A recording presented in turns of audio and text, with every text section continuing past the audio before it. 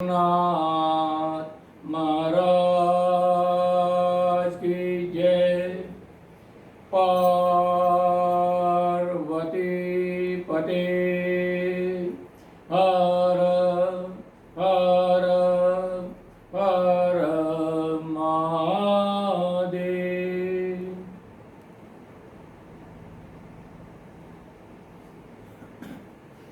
आज हम मानव शरीर जिन रहस्यों से भरा हुआ है हम उस पर चर्चा करेंगे। हम जानते हैं कि अपना विश्व ब्रह्मांड भी भरपूर रहस्यों से भरा हुआ है और उसका सबसे महत्वपूर्ण रहस्य पृथ्वी, जिसमें जड़ जगत, वनस्पति जगत और प्राणी जगत अपनी चेतना की विभिन्न अवस्थाओं में निरूपित हैं। उसी तरह मानव शरीर भी रहस्यों से भरा हुआ है तथा मानव शरीर का सबसे बड़ा रहस्य उसका मस्तिष्क है। आत्मा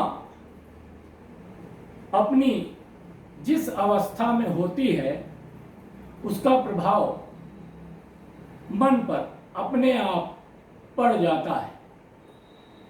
उस प्रभाव के फलस्वरूप मन भी उसी अवस्था का अनुगामी हो जाता है, परंतु आत्मा निर्लिप्त है।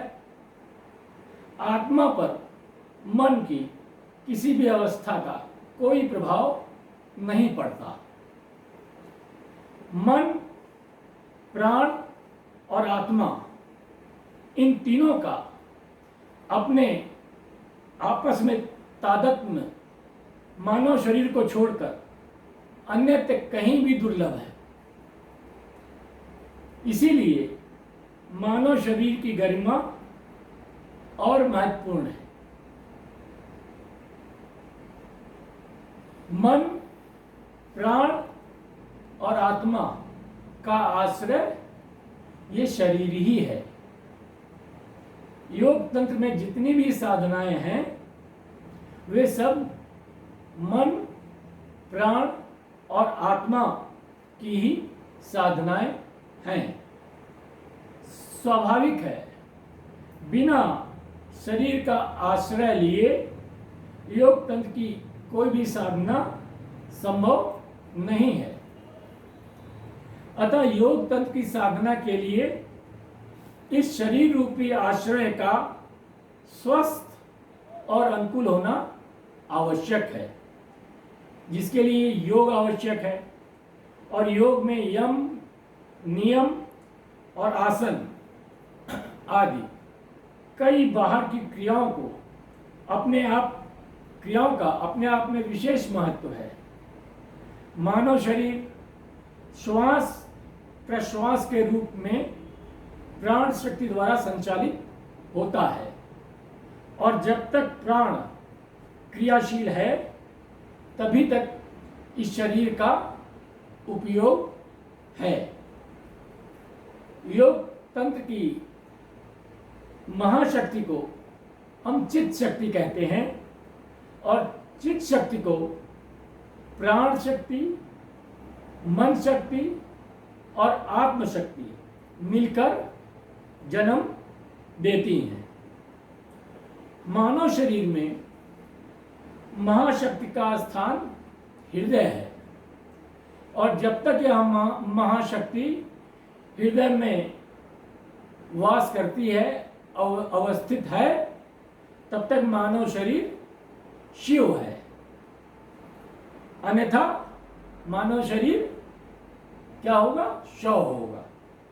बस इसी अंतर को समझना महत्वपूर्ण है। आध्यात्मिक दृष्टि से मानव शरीर एक यंत्र है, परंतु उसका स्वरूप भिन्न भिन्न है। अध्यात्म के अनुसार शरीर पिंड है पिंड क्या है? पिंड ब्रह्मांड का लघु रूप है। पिंड और ब्रह्मांड दोनों की रचना समान तत्वों से हुई है, अतः विश्व ब्रह्मांड में जो कुछ भी विद्यमान है वह सब इस मानव शरीर रूपी पिंड में विद्यमान है। विश्व ब्रह्मांड का बाहरी विश्वातीत सत्य भी पिंड का आश्रय लेकर ही प्रकट होता है। प्राण, मन और आत्मा का तत्वों के समन्वय रूप को क्रमशः प्राण तत्व, मनस तत्व और आत्म तत्व कहते हैं, और यही है अध्यात्म तत्व। अध्यात्म तत्व के अनुसार प्राण शक्ति, मन शक्ति और आत्म शक्ति आदि तीनों शक्तियां और प्राण तत्व, मनस तत्व और आत्म तत्व आदि तीनों तत्वों के आधार पर ही इस पिंड यंत्र को, यानी इस मानव शरीर को चतुष्कोण, त्रिकोण और षटकोण के रूप में परिकल्पित किया गया है। यानी ये मानव शरीर यानी पिंड जो है चतुष्कोण, त्रिकोण और षटकोण, ये आध्यात्मिक भाषा में इसको परिकल्पित किया गया है। अब ये क्या है, इसके बारे में इस तंत्र की महाशक्ति जिसे हम चित्त शक्ति कहते हैं, जिसका दूसरा नाम चेतना है। योग तंत्र में चेतना की 7 अवस्थाएं हैं, जिसको हम सप्त भूमि अवस्थाएं कहते हैं। यह है जागृत अवस्था, सुषुप्त अवस्था, स्वप्न अवस्था, तुरीय अवस्था, वैश्विक अवस्था, भागदीय अवस्था और ब्राह्मी अवस्था। विश्व ब्रह्मांड के भी 7 लोक यानी 7 स्तर हैं। इस प्रकार विश्व ब्रह्मांड का प्रत्येक लोक, प्रत्येक स्तर मानव शरीर की क्रमशः एक एक चेतना अवस्था से सीधा संबंध रखता है। मतलब विश्व ब्रह्मांड की अवस्थाएं, सप्तभूमि और मानव शरीर की अवस्थाएं, प्रत्येक अवस्था एक एक अवस्था से सीधा संबंध रखती है। इस प्रकार चेतना की भी मुख्य 3 दशा है, जिसको हम जीव दशा, शिव दशा और सदा शिव दशा कहते हैं। जीव दशा क्या है? जीव दशा में मानव शरीर की पहली 4 अवस्थाएं, 3 अवस्थाएं, जागृत अवस्था, सुषुप्त अवस्था और स्वप्न अवस्था, ये जीव दशा कहलाती है। और इस तुरीय अवस्था जो है ये चेतना की शिव दशा कहलाती है। और तीसरी अवस्था है सदाशिव दशा। चेतना की 3 मुख्य दशाओं में प्रथम दशा जीव दशा को हम जीवात्मा कहते हैं, एवं पिंड यंत्र में इस अवस्था को अधोगति त्रिकोण के रूप में परिकल्पित किया गया है। तंत्र के अनुसार जीव दशा यानी पशु भाव, यह दशा भाव माया है और इसी को जग का बंधन यानी जागतिक बंधन कहते हैं। इस प्रकार जीव जागृत, सुषुप्त और स्वप्न के साथ जब जीव दशा तुरीय अवस्था को भी अपने साथ ले लेती है, तो इन चारों अवस्थाओं को चतुष्कोण के रूप में परिकल्पित किया गया है पिंड में, और इस तंत्र को हम भूपूर कहते हैं। इस प्रकार चतुष्कोण के रूप में परिकल्पित तुरीय अवस्था में रहने वाली चेतना को हम क्या कहते हैं? आत्मा कहते हैं। जीव दशा में जो रहती है उसको हम जीवात्मा कहते हैं। जब तुरीय अवस्था उसमें शामिल हो जाती है चतुष्कोण में, तो उसको हम आत्मा कहते हैं। अतः जीवात्मा और आत्मा का अंतर आप समझ गए होंगे। तंत्र में चेतना की यह दशा शिव दशा है, और इसे महामाया दशा या महामाया भाव भी कहते हैं। अब यह जानना आवश्यक है कि तुरीय की भी 3 अवस्थाएं हैं, जिन्हें हम ऊर्ध्वगति त्रिकोण के रूप में परिकल्पित करते हैं। जीव दशा में इसे हम अधोगति त्रिकोण के रूप में परिकल्पित किए थे। जब तुरीय मिल गया तो हम इसको ऊर्ध्वगति त्रिकोण के रूप में परिकल्पित करते हैं, और इन तीनों अवस्थाओं में रहने वाली चेतना को क्रमशः हम शुद्ध आत्मा, विशुद्ध आत्मा और दिव्य आत्मा कहते हैं। आत्मा को शुद्ध आत्मा, विशुद्ध आत्मा और दिव्य आत्मा। अब आप समझ गए होंगे कि चेतना, एक ही चेतना के जीवात्मा, आत्मा, शुद्ध आत्मा, विशुद्ध आत्मा और दिव्य आत्मा, ये सब क्रमिक रूप हैं। पूर्व में अधोगति त्रिकोण के बारे में बताया गया। यह अधोगति त्रिकोण शक्ति का प्रतीक है। इसके अतिरिक्त तुरीय अवस्था में ऊर्ध्वगति त्रिकोण के बारे में बताया गया। यह शिव दशा का प्रतीक है, और इन दोनों का संयुक्त रूप षटकोण है। इस प्रकार चतुष्कोण के भीतर ही षटकोण की स्थापना पिंड में होती है, एवं फलस्वरूप जो स्वरूप बनता है वही स्वरूप आध्यात्मिक दृष्टि से पिंड का स्वरूप है, यानी मानव शरीर यानी पिंड का स्वरूप है। चेतना की चौथी अवस्था यानी तुरीय अवस्था और 5वीं अवस्था यानी वैश्विक अवस्था के बीच का जो अंतराल है उसे हम तुरीयातीत अवस्था कहते हैं।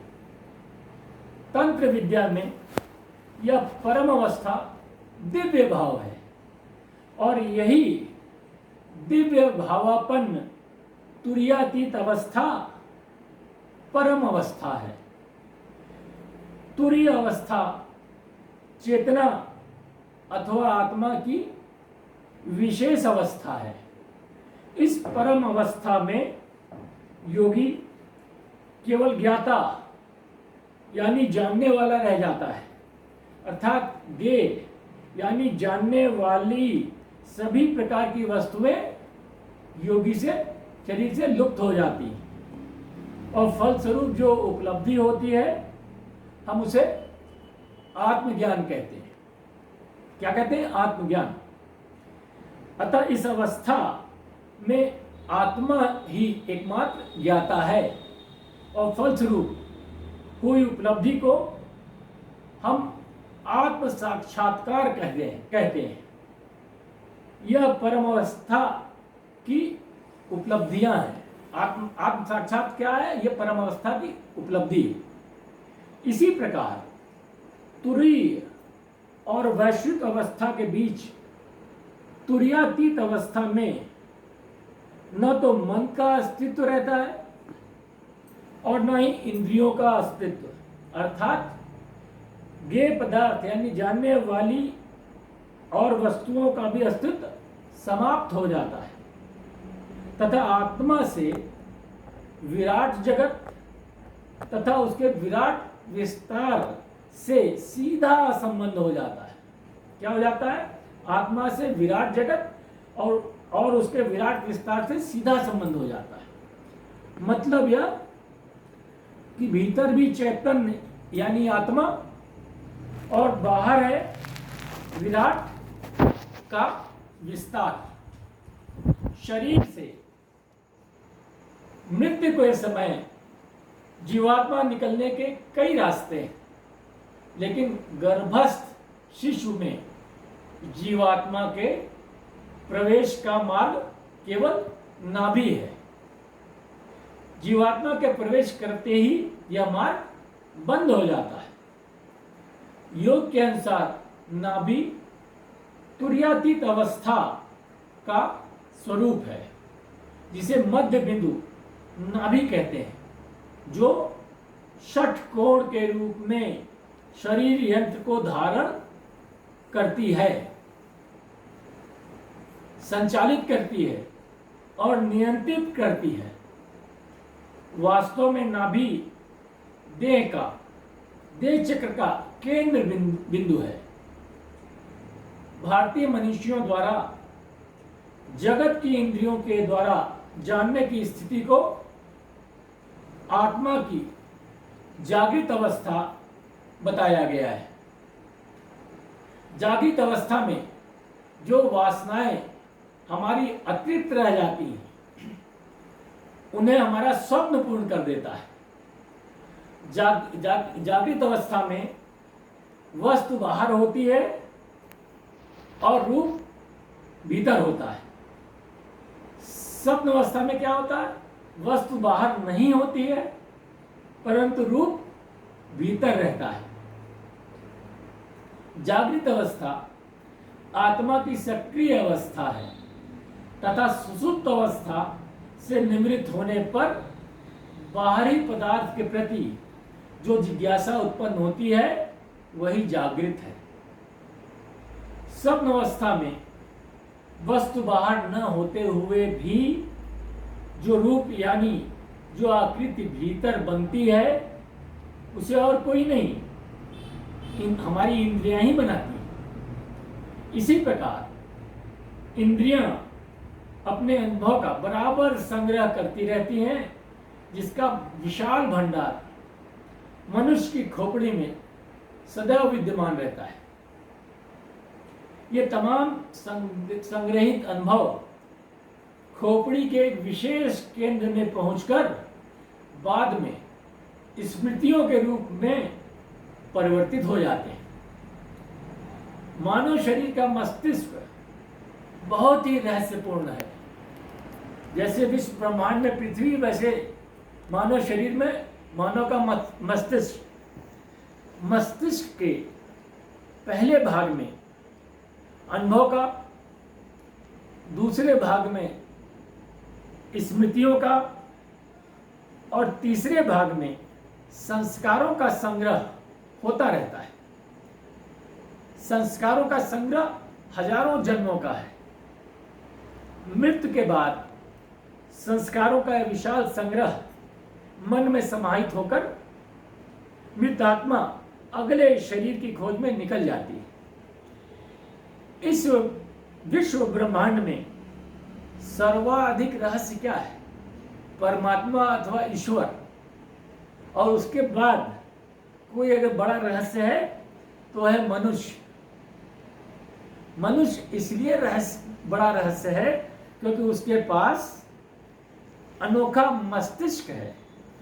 याद रहे, सारे विश्व ब्रह्मांड का रहस्य भेदन संभव है, लेकिन मानव मस्तिष्क का रहस्य भेदन संभव नहीं है।